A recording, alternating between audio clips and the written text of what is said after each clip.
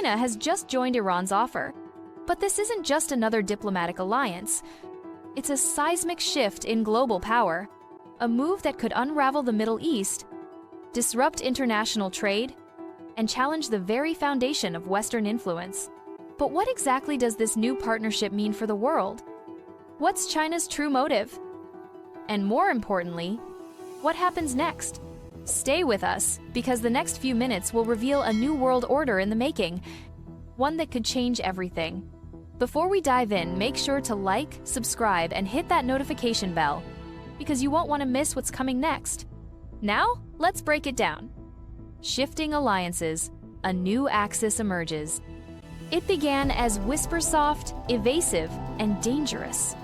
Diplomatic rumors slipped through back channels in Moscow, echoed in encrypted messages between embassies, and reverberated in the dimly lit corridors of power. Tehran's offer was bold, Beijing's interest? Undeniable. For decades, China and Iran were seen as outliers different in vision, separated by culture and history. But now a shared purpose binds them: to reject the Western-dominated order and reforge the balance of power on their own terms. The deal was never about headlines. It was about leverage. Iran, rich in oil and desperation, opened its ports, refineries, and strategic corridors. In exchange, China brought more than money.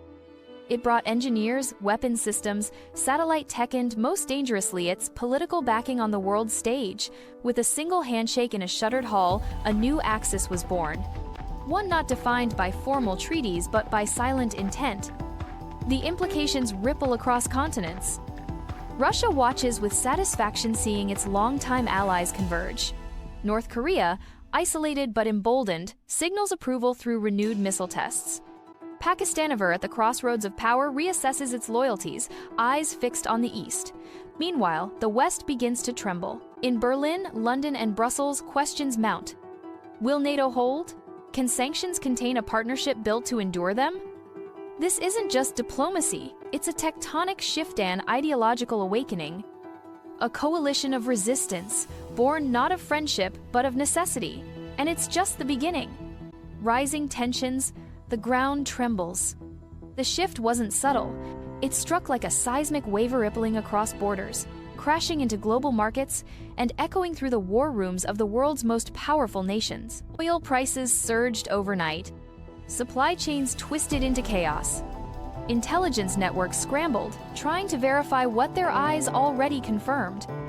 From the blackened tarmac of remote Iranian airfields, satellite imagery revealed Chinese cargo planes landing beneath the veil of night. Their manifests? Unknown. Their cargo? Ominous. Shadows moved quickly, faces hidden behind mirrored visors. Some say they were advisors. Others insist they were cyber operatives, ballistics engineers, veterans of a silent war. In the scorched deserts of Yazd, training grounds expanded. What once housed Revolutionary Guards now teams with foreign instructors speaking in Mandarin, drilling formations, calibrating missile systems. Unmarked vehicles vanish into the hills by dawn. Intelligence analysts draw red circles on satellite images and worry. The United States responds. Carrier strike groups are quietly repositioned in the Mediterranean and Arabian seas. Fighter jets scream across desert skies. In Tel Aviv, sirens test the readiness of a nation always on edge. Israel calls up reservist tens of thousands sunder, a classified directive known only as Operation Iron Horizon. NATO convenes emergency sessions, words laced with urgency and fear. Warnings are issued, lines are drawn. And in the South China Sea, the waves themselves feel tighter. American destroyers and Chinese warships sail within meters of one another. Their radar locks a heartbeat away from escalation. Each captain's finger hovers over control Severy, second, a test of nerves. One misstep, one spark, and it all ignites. Because this is no longer diplomacy, this is the tremble before the quake. War games? Whispers? Prelude to conflict. In the blistering heat of Tehran's military command centers, and behind the red-draped doors of Beijing's strategic war rooms, a joint simulation begins. Codenamed a defensive cooperation exercise, the official story is diplomacy, unity, and regional peace. But the targets tell another tale. Satellite images confirm mock-ups unmistakable in their design. American military bases, Israeli radar installations, oil platforms nestled in the heart of the Persian Gulf. Precision strikes, electronic warfare maneuvers, drone swarms, all practiced with terrifying accuracy. This isn't a drill, it's theater. A calculated message wrapped in camouflage and secrecy. The world watches but from the shadows. US satellites reposition, lenses trained on every convoy, every coded flare. The CIA and Mossad deploy their best boots not on the ground, but mines deep in digital trenches. Somewhere, in a bunker beneath Berlin, GCHQ analysts scroll through intercepted messages, trying to connect whispers before they become war cries. Meanwhile, espionage ignites. In Asia, American assets begin to vanish. Entire cells go dark without a trace. Some are presumed captured, others compromised. In Tehran, officials smirk through tightly worded press releases, hinting at breakthroughs in hypersonic missile technology mobile, fast, undetectable. The kind that could bypass existing defense systems in seconds. Beijing? They say nothing, no denial, no confirmation, just silence. The kind that screams louder than any declaration. Behind every maneuver, every headline, is a second layer of the psychological game. One designed to destabilize, confuse, and provoke. These games are preludes to something far darker. Something imminent. And as the exercises intensify, and soldiers march to rhythms long rehearsed, the line between simulation and real conflict blurs. Cyber strikes, the digital front opens. And then, it begins. No sirens, no missiles, no blood on the pavement. Just a blink. In Tel Aviv, banks freeze mid-transfer, ATMs spit out errors, digital wallets vanish into thin air. In Riyadh, entire sectors plunge into darkness, hospitals, airports, military bases, offline. In Singapore, one of the world's busiest ports chokes to a halt. Automated cranes stall, cargo routing systems collapse, billions of dollars paralyzed in seconds. No bombs were dropped, only code. A wave of coordinated cyber attacks ripples across the globe, untraceable, unpredictable, unstoppable. The early theories blame rogue actors, hacktivists, lone wolves. But deeper within the firewalls, buried in layers of misdirection, the truth emerges. This was not random, it was orchestrated. False flags scatter the trail, Russian code fragments, North Korean headers, even Western encryption styles. But the signatures, too precise. Too strategic. Behind the digital smoke, analysts detect patterns, Tehran's regional knowledge laced into infrastructure targeting malware. And beside it, the mark of Chinese design.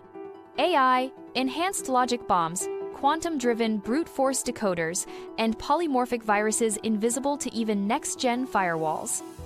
It's a new kind of weapon. One you don't see coming. One that doesn't explode, debut unravels. The world reacts in panic.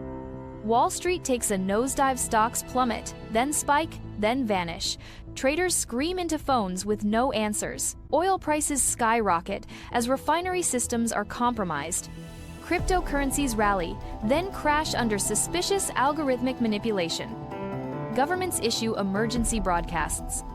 Assurances, condemnations, but no one admits the truth. Because the truth is terrifying.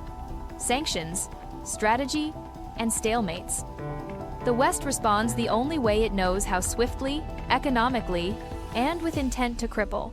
Sanctions fall upon Tehran like thunder. Banks are cut, assets frozen, trade routes squeezed. The old pressure tactics, the same playbook, dusted off and slammed shut again. But this time, something's different. China stands in the storm and doesn't flinch. With precision and patience, Beijing opens its vault. Currency swap agreements nullify the dollar's grip. Digital yuan pipelines flood sanctioned sectors. Iranian oilong, banned from international markets, now moves through unseen currents, traded in private ports, purchased by silent partners. The Belt and Road Initiative expands, ribboning through Iranian deserts like veins, railways, highways, data lines, concrete proof that isolation is no longer inevitable. Iran, once boxed in, now has breath and backing. In Washington, the tone sharpens, sanctions expand, allies are pressured to follow suit, trade threats loom, military options are whispered behind classified doors. But the unity is fragile. Europe fractures. Some nations rally to the loyal to the transatlantic bond. Others hesitate. France questions the escalation. Germany fears economic backlash. Southern Europe, already reeling from internal strife, pleads for restraint. The cohesion of the West begins to unravel not with declarations, but with doubt. G20 summits grow cold. Ambassadors return home early. Proposals stall at the UN. Diplomats speak, but the words lack force. Behind every carefully chosen phrase lies a truth no one wants to face.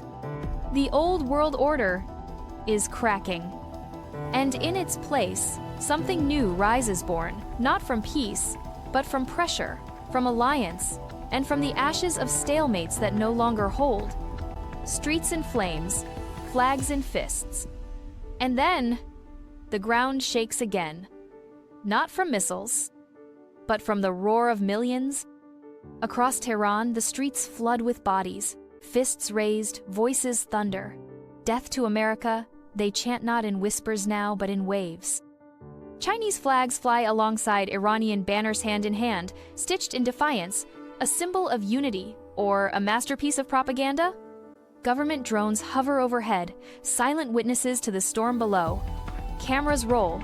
The narrative is carefully crafted, curated, controlled, but the fire is real, the fervor is infectious. The people are speaking, but who is listening? In Tehran, the streets are choked with chants of solidarity. The world watches, but does anyone truly understand what this moment means? The alliance between Iran and China, their bond tightening by the day now, finds itself woven into the very fabric of these protests. Chinese flags ripple in the wind, not just symbols of a nation, but banners of a new era. An era where two powers once distant now stand shoulder to shoulder against a shared adversary. And as the fires of revolution flicker across the streets, the world begins to take notice. But are they too late?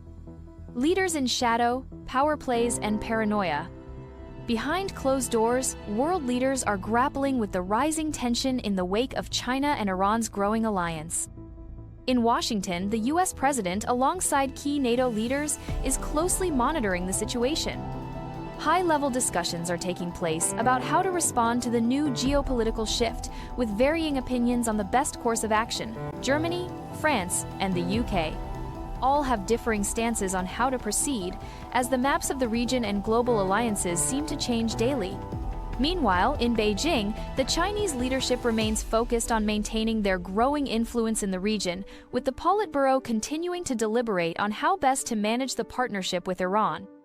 The supreme leader of Iran has made public statements calling for resistance against Western powers, accusing them of overstepping their bounds. In Moscow, Russia has remained unusually silent.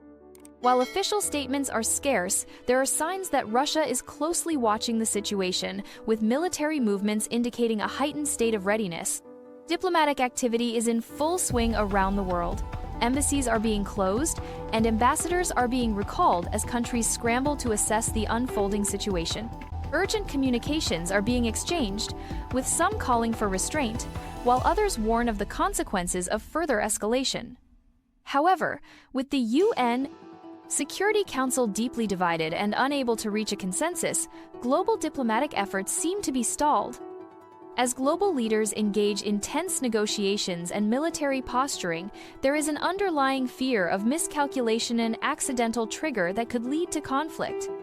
With military assets quietly positioned around the globe, the risk of an unintended escalation remains high. World leaders know that one misstep could lead to serious consequences, and they are treading carefully, knowing that the stakes have never been higher. Whispers of nuclear shadows. A chilling question now hangs in the air. What if the next escalation isn't digital? What if it glows? Iran restarts its centrifuges. China ramps up strategic deterrence drills. US bombers patrol the Arctic skies. For the first time in decades, the doomsday clock ticks closer to midnight. Missile defense systems are tested. Fallout shelters are revisited. Experts issue stark warnings, while leaders remain silent or deflect. But the public remembers the fear of a world on the brink. This isn't fiction, this is the reality we now face. And the fear has returned. As the world watches, the stakes continue to rise. The shifting alliances between China and Iran are reshaping global dynamics, leaving nations scrambling to navigate this new, uncertain reality. Will diplomacy prevail, or are we on the brink of a larger conflict? The answers remain unclear, and the world waits with bated breath.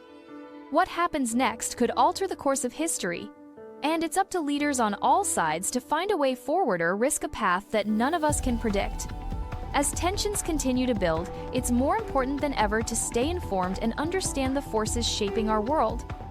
If you found this analysis insightful, don't forget to like, comment, and subscribe for more updates. Because the world is changing, are you ready for what's coming next?